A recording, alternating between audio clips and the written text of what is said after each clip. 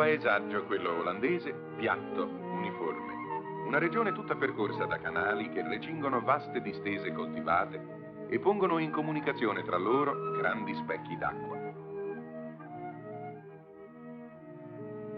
E sopra un cielo ventilato, mutevole, percorso da improvvise galoppate di nuvole. Un cielo che per i riflessi dell'acqua quasi sempre schiara all'orizzonte, contro il quale stagliano i bassi profili delle città, dominati dai tetti e dai campanili delle cattedrali.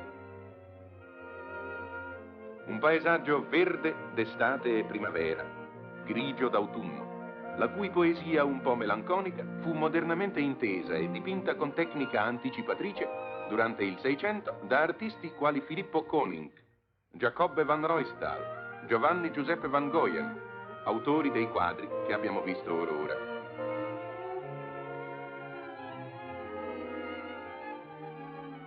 Mentre Hendrik e Barend Averkamp sapevano coglierne la diversa bellezza quando d'inverno i canali gelano e le campagne e le città sono bianche per il ghiaccio e la neve.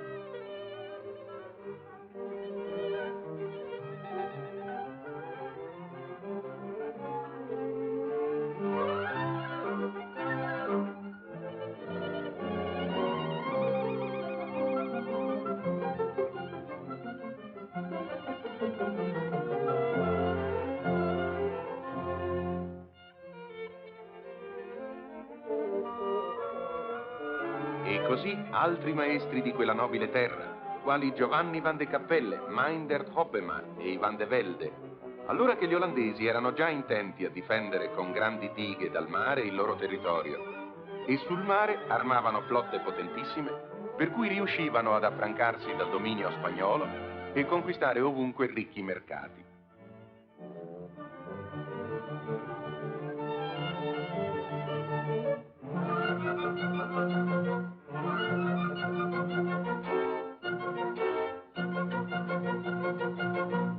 Un paese di pittori allora l'Olanda, che nel breve giro di 3 generazioni dava all'arte europea grandi maestri quali Frans Hals, autore di parlanti ritratti.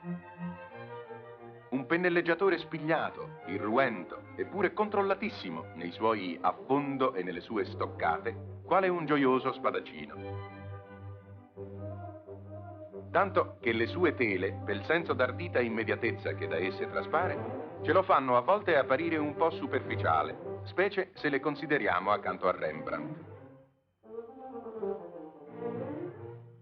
Rembrandt è un genio che eccelle sugli altri, soprattutto per la straordinaria ricchezza d'umanità del suo temperamento e la grandezza morale riflessa nelle immagini delle composizioni, ove la luce crea tragiche apparenze. Ma ecco, nella pittura di Giovanni Vermeer rivelarsi un diverso aspetto dell'arte olandese d'allora. Giovanni Vermeer è un appassionato e poetico descrittore d'ambienti, come in questo quadro, ove egli ha ritratto sé medesimo intento al lavoro, il pittore e la musa.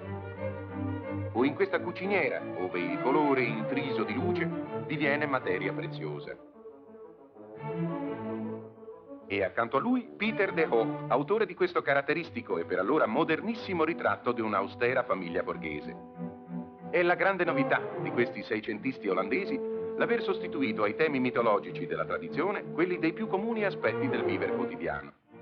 Così per Adriano Van Ostade, un raggio di luce che filtra nell'interno d'una cucina o d'una capanna, crea un'atmosfera di sogno e il banco d'una pescivendola è pretesto di poesia. E così per lo Steen, minuto descrittore d'osterie e locande come questa, ove gli avventori giocano ai dadi e la padrona, ma che splendore quel suo giubbetto viola, scherza con un pappagallo. Un ambiente tranquillo, ben diverso da quest'altro, ove, come dice il titolo del quadro, tutto va alla rovescia, dal cane che saltato sulla tavola mangia la torta, ai bambini che fumano la pipa, alla ragazza ubriaca, al cavaliere pur esso brillo.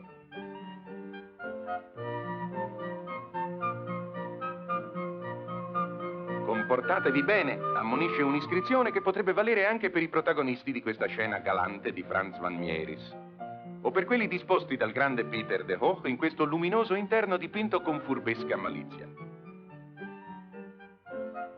La stessa con cui ci guarda Gerardo Douw dal suo autoritratto, o i pittori del Consiglio della Gilda di San Luca di Haarlem dipinti dal De Vrij. Donne severissime, invece, queste amministratrici dell'ospedale della stessa città dipinte dal Versprong. Austerità, ordine, pulizia sono le caratteristiche delle case borghesi d'Olanda. Un paese di brave massaie, lucide, specchianti ai raggi del sole come in questa ammirabile tela di Emanuele De Witte. Tra le mura di quelle case, fin dalle prime ore del giorno, v'è un gran da fare. E mentre le persone di servizio spazzano e lucidano ogni cosa con cura, la padrona di casa si mantiene in esercizio alla spinetta. Un senso bonario e poetico della semplice vita borghese. Come in queste altre tele del De Hoch, ove la padroncina è in gran dimestichezza con la persona di servizio. Anzi, mentre la mamma resta in casa per accudire al fratellino, lei l'accompagna fuori a fare la spesa. Che fuori c'è tanto sole.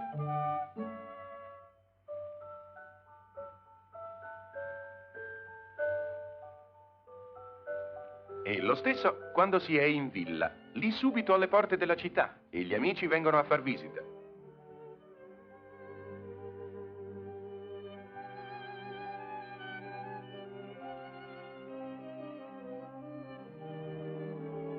Quando si fa qualche bella gita in campagna, si giunge in calesse fino ai margini del bosco. Poi si va a piedi, come fanno questi dignitosi benestanti dipinti da Adriano van de Velde.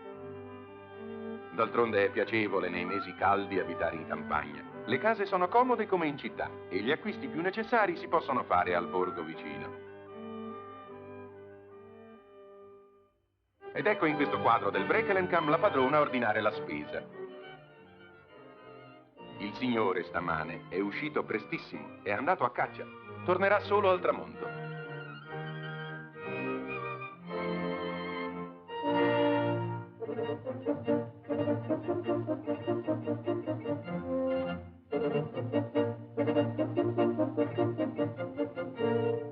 E mentre Gerardo Terborch narra delle donne che lavorano in casa e il Brekelenkamp della vecchia che è nel tinello, Gabriel Metzu ritrae la padrona sull'uscio che attende il marito.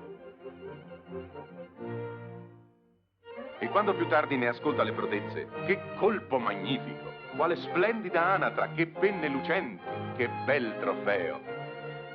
Appendiamola al muro. Guglielmo van Alst saprà dipingerla in un perfetto accordo di toni e la memoria di quella bella giornata sarà una gioia anche per noi.